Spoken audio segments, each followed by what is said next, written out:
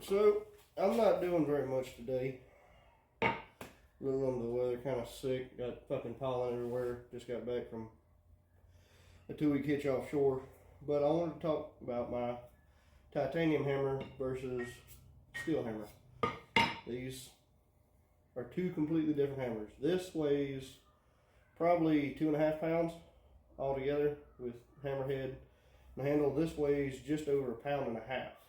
This is titanium. But some of the properties with titanium are it's only naturally found from a dying star whenever it explodes, which I think is pretty fucking neat. But it also, one of the bigger things that interested me in it was it has a better energy transfer rate, kind of like a dead blow hammer. So the way a dead blow hammer is, there's not a lot of rebound to it. It's a dead blow. It sends all the force and kinetic energy into whatever it's hitting. But a dead blow hammer takes a lot of damage because it's meant to not damage whatever you're hitting. Well, with titanium, you get roughly a 90 to 95% energy transfer rate with titanium. And with steel, you only get about 70 to 75 depending on the type of steel that you're working with.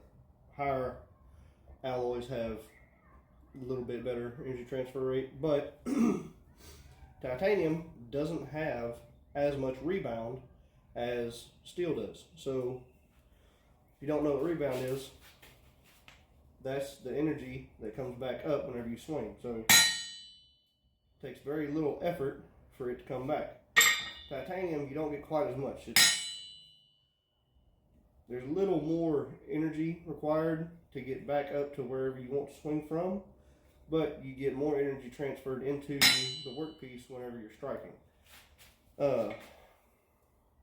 Another fun fact about titanium is it has a natural hexagonal pattern, kind of like honeycombs. And if you know anything about structure, hexagons have a very good, I don't know how to word it. It's like the hexagon structure is stronger than like a square. One of the best is a circle because it can send energy multiple different ways. And steel, most metals don't like having corners. That's why knives get dull.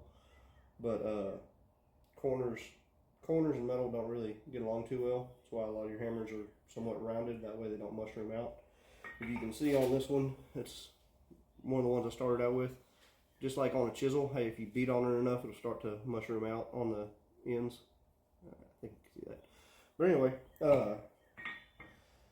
this come from a chunk of titanium that I bought online, and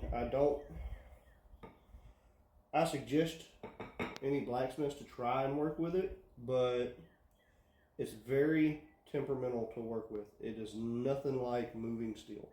It was a pretty good learning curve, and I ruined a piece of titanium before I figured out what I needed to do to make this one. And I left it kind of big and chunky just because I needed the mass to gain the weight.